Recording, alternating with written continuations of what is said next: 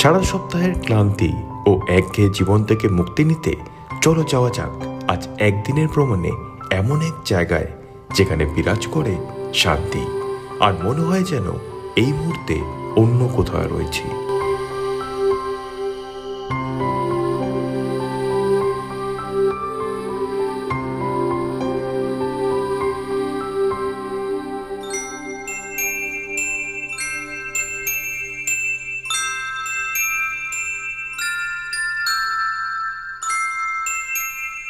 Hi friends, welcome to my new blog. কেমন আছো সবাই? আশা করি তোমরা সবাই ভালো আছো, সুস্থ আছো। আজকের ভিডিওতে আমি তোমাদের নিয়ে যাব কলকাতার মধ্যে মিনি জাপানে। তো মাত্র 30 টাকার টিকিট কেটে তোমরা কিভাবে কলকাতার মধ্যে এক জাপানের মধ্যে প্রবেশ করবে সেটা আজকের ভিডিওতে কিন্তু তোমাদের দেখাবো। ভিডিওটা কিন্তু খুব সুন্দর হতে চলেছে। তো এখানে কিন্তু অনেক কিছু দেখার আছে, তাই রিকোয়েস্ট করবো ভিডিওটা শুরু থেকে শেষ অবধি দেখতে থাকো। আর তোমরা যারা আমার ছিল না তাদের বলি, আমি সৌমদীপ, তোমরা দেখছো Banga indie blog channel. So keep watching my channel and subscribe. এখন আমরা প্রবেশ করলাম ইকো পার্কের ভেতরে। দারুণ একটা জায়গা। আর আজকে সবচেয়ে বড় কথা, বুধবার বলে ফাঁকা আছে এবং অনেকটা ফাঁকার মধ্যে দিয়ে আজকে আমরা ঘুরতে পারছি। সানডে হলে একটু ভিড় থাকে। তো চারিপাশের পরিবেশটা তোমরা দেখে নাও একবার। সুন্দর সামনে একটা ঝিল, তার সামনে দিয়ে একটা রাস্তা যাচ্ছে, আর তার মধ্যে দিয়ে আমরা এখন চলেছি। এখানে কিন্তু ঝিলের জলটা খুব পরিষ্কার আর খুব সুন্দর লাগছে। একটা সবুজ পাতা পড়ে আছে। চারিদিকের পরিবেশটা কিন্তু অপরূপ অপরূপ। মানে ইকো পার্কটা অসাধারণ লেগেছে আমার এই মুহূর্তে। শীতকাল আসলে কিন্তু ইকো পার্ক কিন্তু আমাদের জন্য বেস্ট অপশন। আর শীতকালের জন্য সময়সূচিও কিন্তু বদলে যায়। এই সময় কিন্তু সকাল 11টা থেকে সন্ধ্যে 7টা পর্যন্ত ইকো পার্ক খোলা থাকে, এবং অবশ্যই মঙ্গলবার থেকে রবিবার। ইকো পার্কের ভেতরে কিন্তু একটা জাপানিজ রেস্টুরেন্টও রয়েছে। এখান থেকে তোমরা কিন্তু খাওয়া দাওয়া করতে পারো। এখানে বিভিন্ন খাবার দাবার আছে, তবে আমরা কিন্তু এখান থেকে খাচ্ছি না, আমরা জাস্ট ঘুরে ঘুরে দেখছি। তো আশেপাশের রেস্টুরেন্টটা কিন্তু খুবই সুন্দর। এর ভেতরে কিন্তু বিদেশি পর্যটক অর্থাৎ জাপানিজদেরও কিন্তু আমি দেখতে পাচ্ছি। তারাও কিন্তু এখানে এসে জাপানিজ খাবার দাবার খাচ্ছে। তো এই মুহূর্তে আমরা এখন জাপানিজ টেম্পলের ভেতরে যাওয়ার চেষ্টা করছি। এর ভেতরে কিন্তু খুব সুন্দর একটা জায়গা আছে ঘোরার মতো। তো চলো ভেতরে আরও যাওয়া যাক। প্রবেশ করছি জাপানিজ টেম্পল এবং জাপানি জায়গাতে। জাপানি ফরেস্টের ভেতর প্রবেশের মুখে পড়বে বুদ্ধদেবের একটি বিশাল বিগ্রহ। এই জায়গার মেন গেট থেকে কিন্তু খুব সুন্দর লাগবে এখানকার পরিবেশ। সবুজ প্রকৃতির মধ্যেই রয়েছে এই জায়গাটি।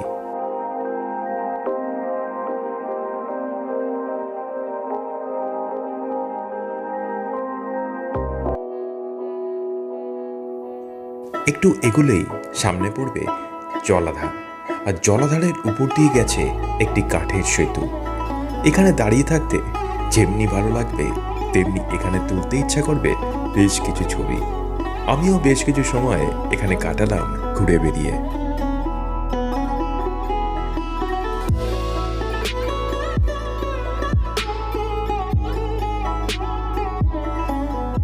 আশেপাশে কিন্তু সবুজ একটা জায়গা, চারিদিকটা সবুজ, পরিষ্কার পরিচ্ছন্নতার কাজকর্ম চলছে। আর আমরা এখন এই ভেতরে এখানেই যাচ্ছি। সামনে দিয়ে রাস্তাটা দিয়ে গেলে কিন্তু গেটটা পড়ছে। তো চলো তার আগে দূর থেকে তোমাদেরকে একটা সিনেম্যাটিক শট নিয়ে দেখাই এই জাপানিজ টেম্পল এবং আশেপাশের পরিবেশটা। তো চলো একবার দেখে নাও।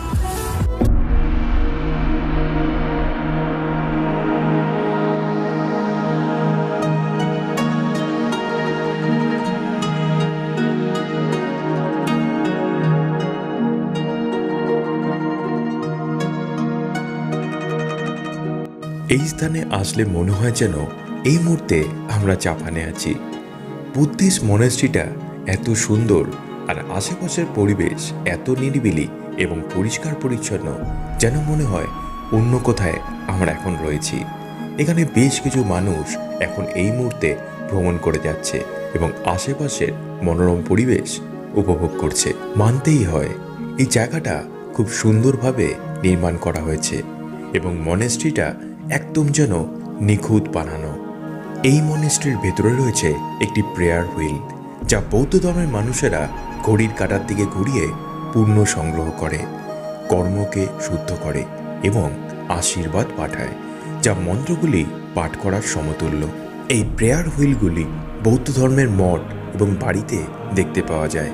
এগুলি হাতে তৈরি সংস্করণ থেকে শুরু করে বৃহৎ জল বা বায়ুচালিত কাঠামো পর্যন্ত দেখা যায়, যা ধর্মচক্র অর্থাৎ ধর্মের চাকার ঘূর্ণনের প্রতীক।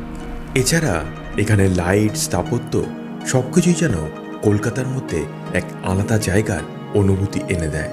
তাই ইকো পার্ক আসলে কিন্তু অবশ্যই জাপানি ফরেস্ট কিন্তু তোমরা মাস্ট একবার ভ্রমণ করেই যাবে। আমরা কিন্তু এখন আসলাম এই জাপানিজ টেম্পলের সামনে। তো এবার আমরা ভেতরে প্রবেশ করব, আর এখানে প্রবেশ করার আগে কিন্তু জুতো খুলে এখানে প্রবেশ করতে হবে। এই যেখানে লেখাই আছে জুতো খুলে কিন্তু প্রবেশ করতে হবে সামনেই। আমি এখন যাব এই মন্দিরের ভেতরে, দেখবো যে মন্দিরের ভেতরে বুদ্ধদেবের কোনো বিগ্রহ বা মূর্তি কিছু আছে কিনা। তো চলো যাওয়া যাক।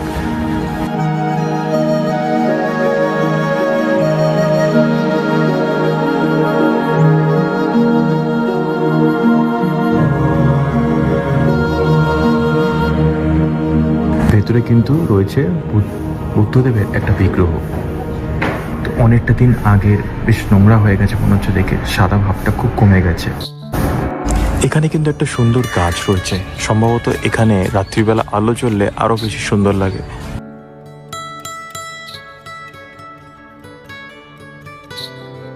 এবার এর ভেতরে প্রবেশ করা যাক। এর ভেতরে শুনেছি কোনো কিছু উইশ করলে সেটা পূরণ হয়। তো চলো যাওয়া যাক। আমরা এখন এর ভেতর দিয়ে কিন্তু চলছি। তো একটুখানি একটা জায়গা, ছোট একটা কূপের মতো। তো শুরু থেকে যেন হাঁটতে হাঁটতে যেন শেষ হয়ে গেল। আর এর ভেতরে কিন্তু কথা বলা যায় না, বাট আমরা কিন্তু প্রচুর কথা বলছি। বলা হয় বৌদ্ধ ধর্মের মানুষেরা এই লাল থামের মাঝের রাস্তা ধরে হাঁটবার সময় মনে মনে মন্ত্র জপ করে এবং কিছু উইশ করে প্রে করতে থাকে। তাই জাপানি সকল মঠগুলির মধ্যে এগুলি প্রায়শই দেখা যায়। জাপানিজ টেম্পলটার সামনে কিন্তু রয়েছে আরেকটা কাঠের সেতু, সেখান দিয়ে কিন্তু সুন্দরভাবে সামনে ঝিলটার দিকে আমরা এগোচ্ছি। এর আশেপাশে কিন্তু ছোটোখাটো একটা সিংহের মূর্তির মতো করা রয়েছে, আর আশেপাশে খুব সুন্দরভাবে কিন্তু এই জায়গাটা সাজানো। এখানে সামনে রয়েছে বুদ্ধদেবের বিভিন্ন বিগ্রহ। চারিদিকে সবুজ প্রকৃতি, বুদ্ধিস্ট অবয়ব এবং জলাধারের উপর সুন্দর সেতু। এই স্থানটা বেশ ভালো লাগবে তোমাদের। ইচ্ছা করবে বেশ কিছুটা সময় এখানে নিরিবিলিতে একান্তে কাটিয়ে দিতে। ইটবালি শহরে এমন একটু পরিবেশ যেন সত্যি আমাদের মন কেড়ে নেয়। তাই ছুটির দিন বা যে কোনো দিনই হোক, ইকো পার্কে অনেক মানুষ কিন্তু এখানে ছুটে আসে একটু শান্তির খোঁজে। সুন্দরভাবে বাম্বু কাটিং করা আছে। এখানে কিন্তু সন্ধেবেলাতে লাইটও জ্বলে শুনলাম। তো সন্ধেবেলাতে আমরা আসিনি, দিনের বেলা এসেছি।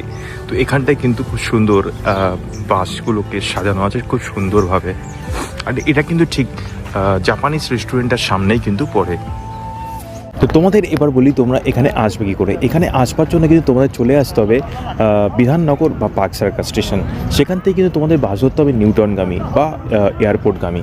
সেখান থেকে তোমাদের নামতে হবে কিন্তু ইকো পার্কের গেটের সামনে। এবার ইকো পার্ক গেটের সামনে থেকে কিন্তু তোমাদের টোটো করে ভেতরে আসতে হবে, কারণ মেনলি তোমরা রাস্তার ধারে কিন্তু 8 নম্বর গেটের সামনে তোমরা দাঁড়াবে, এবং 8 নম্বর গেটের থেকে কিন্তু তোমাদের টোটোর মাধ্যমে ভেতরে ঢুকতে হবে, এবং ভেতরে ঢুকে কিন্তু এখানে তোমাদের প্রবেশ করতে হবে। তো এখানে কিন্তু C23 পার্ক সার্কাস থেকে বাস যায়, বা কদমতলা নিউটন, ধুলাগড়ি নিউটন, এই সমস্ত বাস কিন্তু এখান থেকে আসে পার্ক সার্কাস থেকে, এবং বিধাননগর থেকে কিন্তু বহু বাস এখানে আসে। তো আশা করি ভিডিওটা তোমাদের সকলের খুব ভালো লেগেছে। আর ভিডিওটার মধ্যে কিন্তু আমি অনেক কিছু দেখেছি যেখানে কিন্তু তোমরা কিভাবে এখানে ঘুরবে। আর অবশ্যই ভিডিওটার মধ্যে তোমরা এটা জানতে পারলে এই মিনি জাপান কিন্তু রয়েছে ইকো পার্কের ভেতরে। তো অবশ্যই ভিডিওটা যদি ভালো লেগে থাকে তাহলে কিন্তু বলবো প্লিজ পাশে থাকার জন্য, আর চ্যানেলটাকে প্লিজ সাবস্ক্রাইব করে 5000 করে দাও। অনেক পিছনে রয়েছে এখনো, তোমাদের ভালোবাসা অনেক দরকার এই চ্যানেলটির জন্য। তো আশা করি আমার ভিডিওটি যদি ভালো লেগে থাকে, আমার চ্যানেলে অনেক আরো ভিডিও দেখতে পারবে যেখানে কিন্তু একদিনে কিভাবে তোমরা ভ্রমণ করবে, কম খরচা কি করে ভ্রমণ করবে, সমস্ত তথ্য এই বঙ্গাইনী ব্লগ চ্যানেলে তোমরা দেখতে পেয়ে যাবে। তো দেখা যাবে নতুন কোনো ভিডিওতে, নতুন কোনো জায়গায়, নতুন কোনো তথ্য নিয়ে আবার চলে আসবো। ততদিন তোমরা ভালো থেকো, সুস্থ থেকো। চলো, বাই।